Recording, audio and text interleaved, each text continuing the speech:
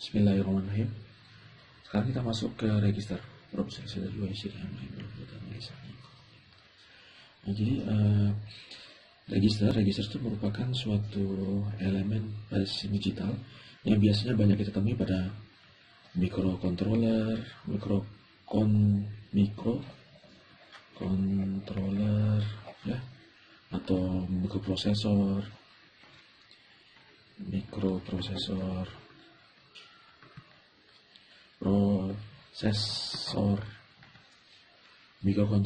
pada komputer. Nah, itu pasti ada registernya.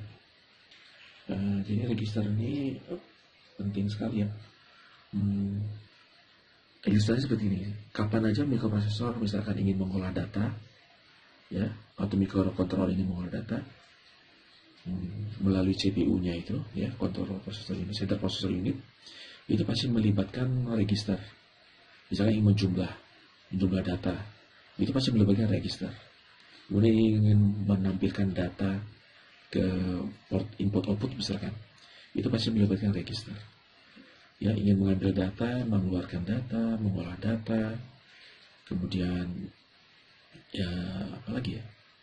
Ya itu kayaknya ya, mengambil, mengolah, menyimpan, menampilkan, itu pasti melibatkan register. Ya, jadi register penting sekali. Oke, jadi kita bisa membuat register menggunakan elemen memori ini, ya, yaitu flip-flop. Ya, jadi karena register itu merupakan suatu tempat penyimpanan sementara mikroprosesor, oke, maka karena dia bisa menyimpan, elemen apa yang bisa menyimpan pada sistem digital, yaitu flip-flop, gitu. Oke, itu secara singkat ya register itu apa. Kalau misalkan kita yang menyimpan memori 1 bit ya, kan ini ada di flip-flop, oke, ini key-nya ya, ini key bar. Saya ingin menyimpan 1 bit data ya, 1 ini misalkan, maka ini saya naikkan clock, data 1 ini akan tersimpan ke key, ke sini kan. Nah, kemudian selama clock ini tidak ada, ya, tidak ada impuls naik, maka data ini akan tersimpan terus. Nah, dari sini kita bisa tahu bahwa D flip-flop, ya, D flip-flop ini bisa menyimpan 1 bit data, gitu. Nah, sedangkan register ini merupakan kumpulan dari biasanya 1 byte ya, 8 bit. Berarti kita membutuhkan 8 buah flip-flop untuk membuat register 8 bit, gitu. Oke, sekarang kalau bisa kita pengen bentuk register 4 bit, ini contoh ya, register 4 bit. Ini clocknya kita gabungin semua. Nah, ini kita sekarang membuat register 4 bit yang disebut dengan shift register. Nah, shift register. Oke, misalkan data kita ingin masukkan adalah data 1011, ya, data ini. Kalau shift register, berarti kita membutuhkan 4 buah clock. 1, 2, 3, 4. Ya, ini clock pertama, clock kedua, clock ketiga, clock keempat. Agar data 1011 ini tersimpan secara sempurna atau secara penuh pada shift register 4 bit ini. Ya, kita coba. Ini karena lihat segitiganya ini berarti menunjukkan flip-flop ya, D flip-flop, tidak ada bulatannya, berarti dia saat naik dia akan menyimpan. Oke, sekarang kita pengen nyimpan data ini, berarti satu-satu ya. Ini dulu naik, maka 1 pindah ke sini. Ini udah pindah. Oke, data yang kita simpan tuh 1011 ya. Ini udah pindah. Nah, kemudian kalau kedua, yang ini pindah ke sini. Sekarang yang ini pindah ke sini. Oke, ini hilang, udah geser. Kemudian kalau ketiga, berarti ini pindah ke sini, yang ini pindah ke sini, sedangkan ini pindah ke sini. Oke, kemudian kalau keempat, udah hilang ya.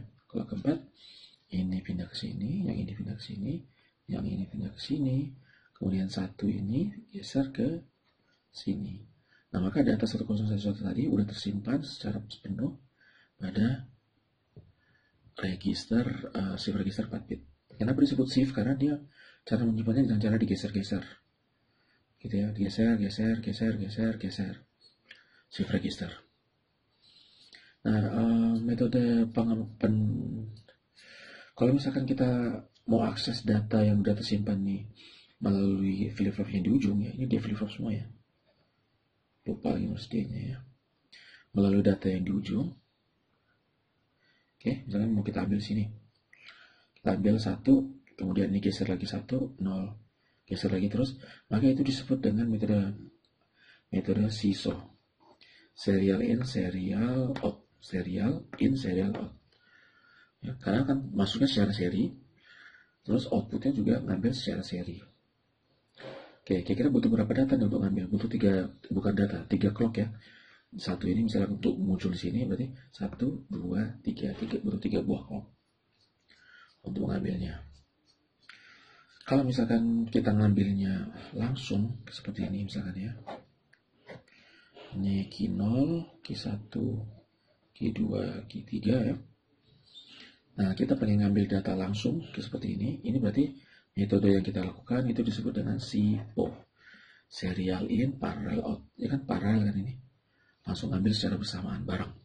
4 bit. Kalau yang SISO berarti 1 bit ngambilnya. Nah, mungkin kalian perbedaannya apa nih? Ya tadi tuh. Kalau SIPO secara paralel, kalau SISO secara serial. Karena dia serial SISO, maka dia mengambil datanya lebih lama. Lebih lama daripada SIPO. Karena SIPO kan sekaligus. Berlangsung sekaligus 4 data terambil. Jadi SIPO keuntungannya dia lebih cepat, SISO lebih lambat daripada SIPO. Nah, kemudian keuntungan dari hardware. SISO lebih menguntungkan secara hardware. Kenapa? Karena SISO hanya membutuhkan 1 buah kabel di ujung sini aja untuk mengaksesnya gitu ya. Hanya 1 buah kabel, sedangkan SIPO dia membutuhkan 4 buah jalur, bukan jalur atau kabel ya. Ya, 4 buah jalur. Kalau misalkan 32 bit gimana ya? Berarti membutuhkan 32 jalur.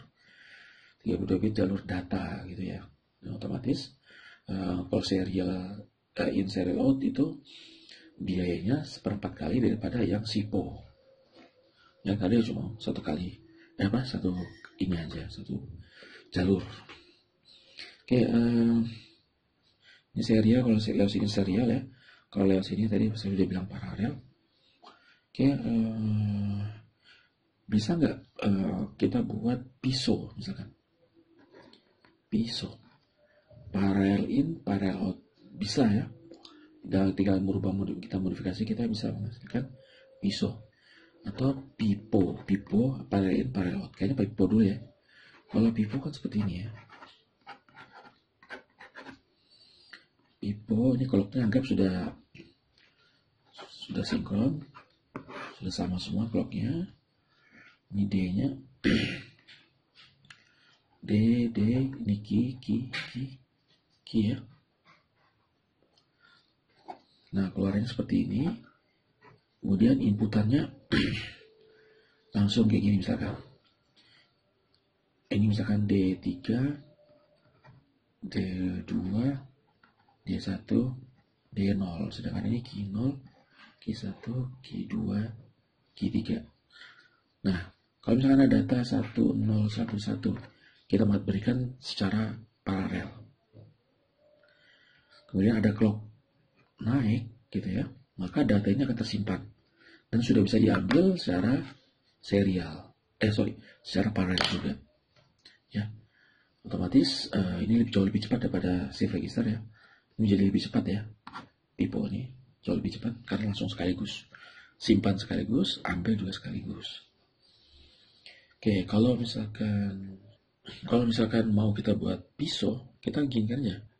Kita kasih OR aja, kemudian kita gabung-gabung ke inputan flip-flop setelahnya. Seperti ini ya. Oke. Nah, gini. Ini kemudian inputannya dari sini ya. Ini D3, D2, D1, D0. Nah, ini outputnya key, gitu ya. Nah, kalau seperti ini,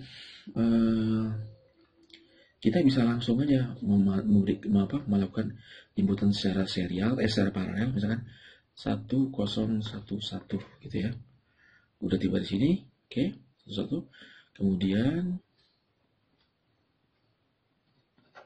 clock yang kita sinkronkan. Oke, udah siap 10. Nah, kemudian digeser. Tapi ini mekanismenya tentu saja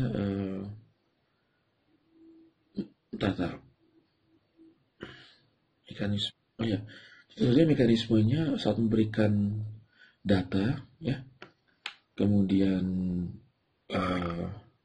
digeser, data ini harus sudah nggak ada lagi gitu ya, supaya tidak dia mempengaruhi saat menggeser data-data ini. So kalau 0 geser ke sini, ini masih ada 1, maka otomatis di sini tetap 1 bukan 0 gitu ya. Ini salah satu contoh aja ilustrasi. Oke, mungkin pakai twisted buffer kali. Jadi ada twisted buffer di sini, gitu ya. Ada twisted buffernya. Kalau pengen memasukkan data, ini digabung ke kontrol load misalkan.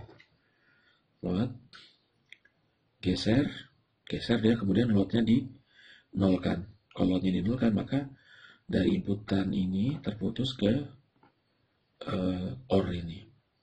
Nah, sehingga kita bisa membuat PISO ya. Jadi ilustrasinya, misalnya kita kasih data 1011. Oke, kemudian load kita kasih 1. Maka ini masuk ke sini kan. 1011.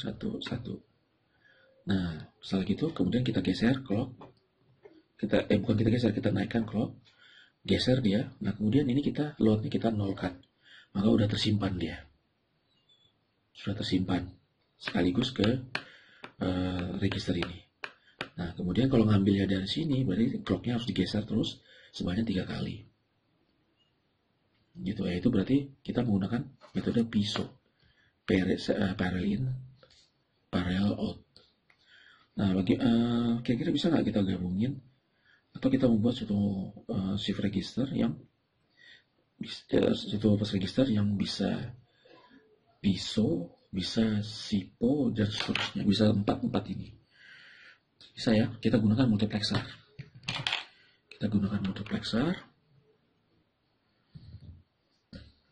Ya, misalkan seperti ini. Kita ambil 2 flip-flop ya, kemudian kita kasih multiplexer. Multiplexer ini bisa memilih apakah dia mau geser atau mau masukkan data dari secara paralel. Kalau misalkan S-nya ini kita kasih 0, maka dia secara paralel. Yang bisa masuk ke D ini adalah yang lewat sini. Kan gitu kan, ini misalkan D2, D1 ya. Nah, kalau misalkan S-nya 0, maka dia yang bisa masuk ke sini, multiplexer ya. Itu. Nah, kalau misalkan 1, maka yang bisa ngelewat sini adalah yang bawah. Dia berlaku sistem yang serial.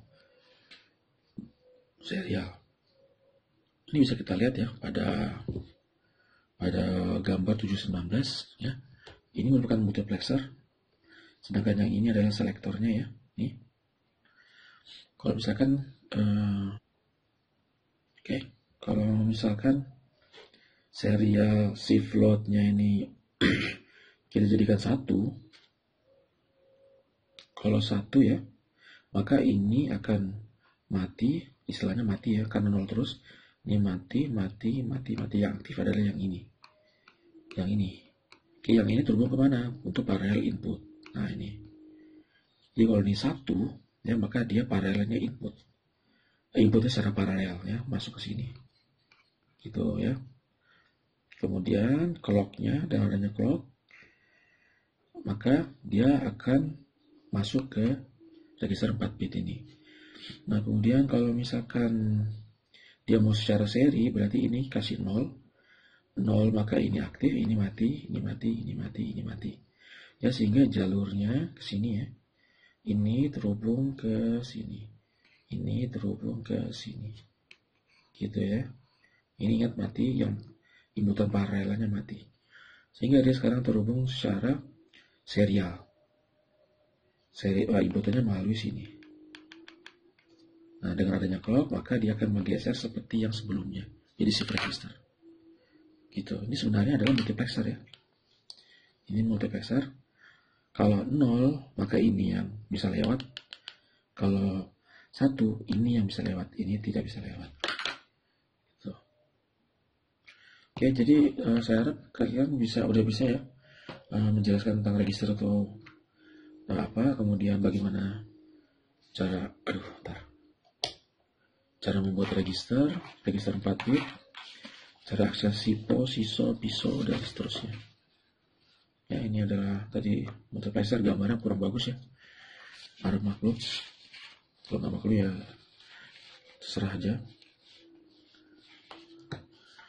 Oke, itu dulu register. Kita lanjutin ke counter. Counter nanti ada 2, counter sinkron dan asinkron. Yang paling menarik nanti counter sinkron ya.